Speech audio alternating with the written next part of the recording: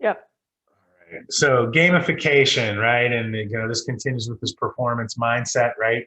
And I love talking about games because they're what make things enjoyable, right? So this idea of dangling the carrot in front of yourself, right? And having a carrot to chase, it's part of the game, right? But in that game, the whole idea, behind it, it has to be challenging enough to keep your interest and keep your focus, right? And also, which I talked about before already, is that it needs to be somewhat autotelic. The more autotelic that it is, the better.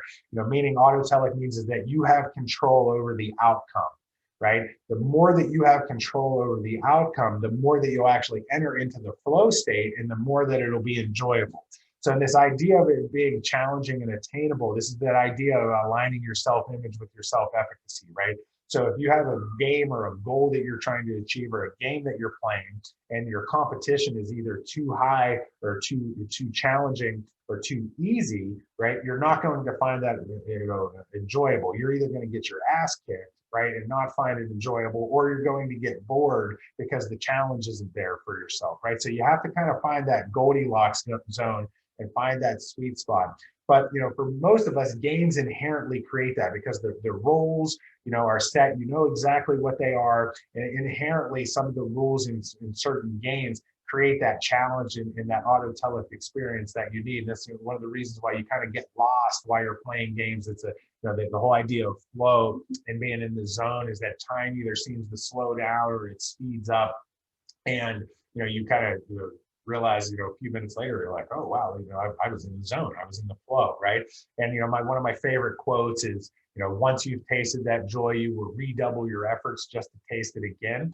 And that's one of the reasons why I think, especially with athletes, we go back to games, and we go back to sports repetitively because we keep getting this really enjoyable experience from it, even to the understanding that it's challenging, right? And that we may be struggling through it somewhat, we still find that enjoyable, right? And this is, this kind of idea also of the game of work. If you want to enjoy work, it comes through games and goal setting for yourself as well. Even though it might not feel the best all the time, you have this, self-satisfaction and peace of mind as you're working through these games and working through this goal setting process, even in your work, right?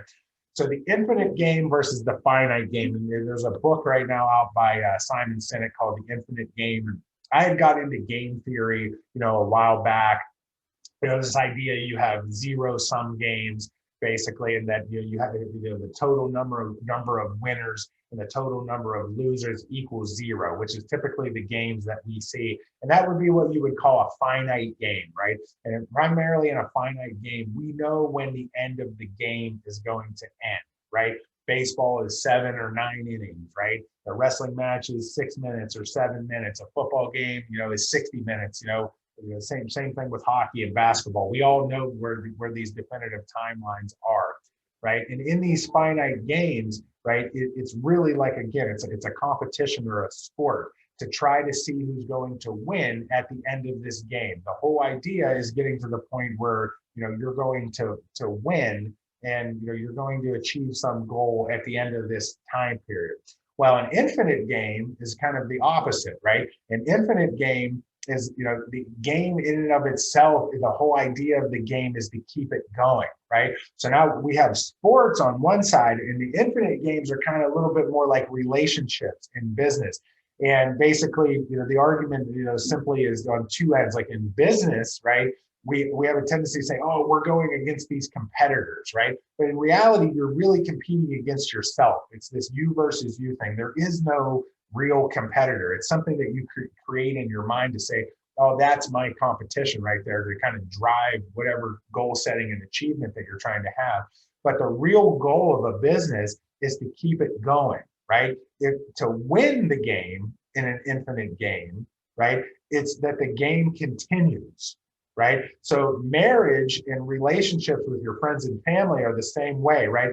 To win the game is to keep the game going. So inherently, that is the goal, right? So you can see these two things are kind of really separate, especially when we're very much trained to focus on these finite goals, right? That, where we know that there's an end and it's more like a sport or a competition. And then we take that mentality into the infinite game, or vice versa. We take that infinite game mentality and go, oh, well, this is really about the long term, and you only live once, and, all these ideas, about this long term side. And it's like, no, there's a deadline right here. We need to make this deadline. You can't be blasé about this situation.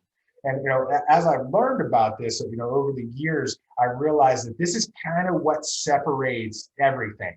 When people are having problems in their relationships, or they're having problem in sports, or whatever it is, they're usually screwed up on which game that they're playing here, right? So it's, again, if you want to look more into this, there's videos online with Simon Sinek and the Infinite Game, right? The theater of the mind is, again, this is this Maxwell Maltz psycho-cybernetics of, again, creating this vision. He talks about you trying to create your, the movie of your life, right? And you trying to create yourself as the star of the movie, which, again, there's another book that he has called The Theater of the Mind, which I would, highly recommend you guys check this out. It all comes back to this vision and mission and strategy development.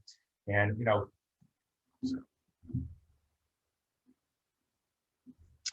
so finally here, right, we have addiction.